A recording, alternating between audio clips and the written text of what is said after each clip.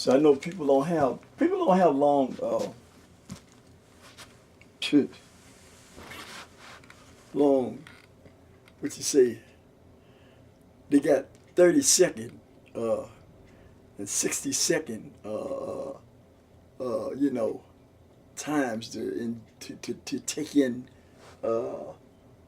take in information, time frames, you know. They don't have long, you know, they don't want to hear things long. You know, they don't want to hear long dialogues. They want to hear short, short, short, short. Because that's the way the media is set up now, where it shoots you information in bursts, in short bursts. And maybe that's the way you have to teach now. Maybe you have to teach that way. You have to teach in short bursts. Like, you know, you can't just go on and on and on. But anyway, this book is real. Jesus is coming back soon. And things are happening now that should make people understand that God is fixing to change this. Because we can see the all of the signs that he said is happening. Jesus said, he said when and this could be a person. This could be a person he was talking about, could be a nation he was talking about, and it could be a particular event that he was talking about. But in the 24th chapter of Matthew, Jesus spoke and said that there'll be wars and rumors of wars, and there'll be unrest in nations, which we've seen. I've seen since my birth. Somebody's been fighting somebody. Somebody's been fighting somebody somewhere. There has not been any peace on this earth for no amount of time. Now, what they're saying now is that one day before the real test of what you would say, there's going to be a peace. A peace. But then suddenly, after the peace comes, and then suddenly, and who knows what that suddenly is. But anyway, like I said, God is on his throne. His word is real. He has said that heaven and earth will pass away, but his word is going to stand. I got to believe that. That's why I'm going to lean on this book as being right. Now, I don't care what you think about it, because maybe you got a different book that you read. But I'm going to lean on this one because it's enough in here, man, to really, really make you think. It's enough in here to make you think. These 66 books is enough for you to really think. Because I was thinking, I was saying, wow, as big as this book is, I said most of the time when you read, you're reading, if you go through the pages, you're reading about something God said, something God was doing, something that his people were doing. That's right. And there's little portions in here of people that were trying to overthrow God, to overthrow his people. But at the end, it's all with God triumphant and his people triumphant with him, if they want to be. God is not yanking us by our neck and pulling us along and saying, follow me. He's not doing it because he said, hey, choose you today who you're going to serve. And some people don't want to serve God. They don't want to serve God. They don't want to acknowledge God.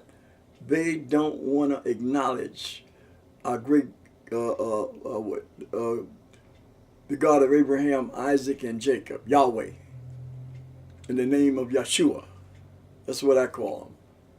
Yep. The God of Abraham, Isaac, and Jacob, in the name of Yeshua, his son, his word, his word, his living word.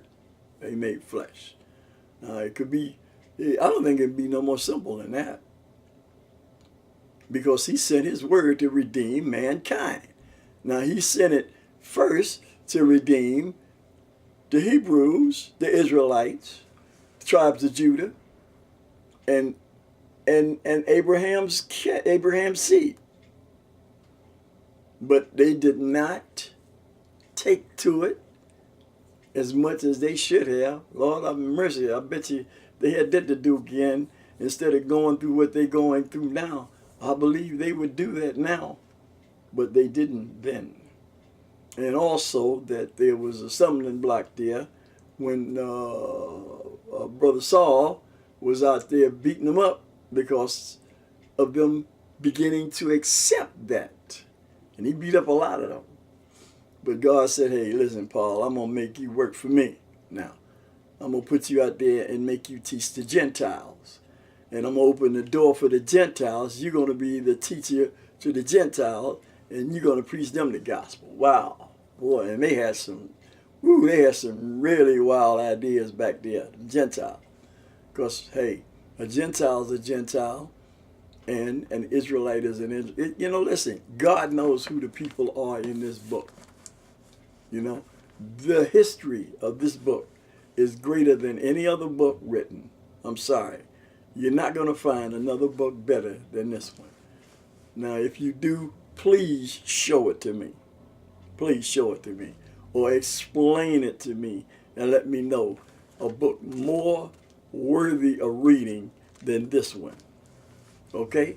Even with the misnomers, with the pictures, and with things in there that books taken out that they wasn't supposed to do, and things that were put in which they wasn't supposed to do. But actually, not that they put it in, they taught it a different way than it really was supposed to be taught in here. But God is on the throne. God is on the throne, and he is fixing to make a change, a major change. Are you going to be ready when he does that? Are you going to be ready for Jesus? Are you really going to be ready for Jesus when he comes back? Because he's coming back here. We can see the signs and the evidences of him coming back, because we see that all of the stuff that he put in here, all the stuff that's in here about the bad people, which is very scantily as opposed to all the things that are in here about God. You turn page, and you're reading about God. So the things that are against God are not in here as plentiful as the things that are with God, or what God is doing, what God has done, what he's doing for his people. And he's still doing the same thing for his people. But his people don't know who they are, because why? They've been miseducated. They've been miseducated and abused. But God said, well, hey, that's not going to really be an excuse, because, see, I'm going to give you a chance where you can say, hey, okay, I can start off new. I come to Jesus. I come to Jesus. I come to him blind. I come to him because, Lord, I need help. I'm doing this, I'm doing that wrong, and I need you. And he says, hey, enter into the joys of the King. You know, and you will find rest. Because there's not too much rest to find here right now. Praise God. Okay.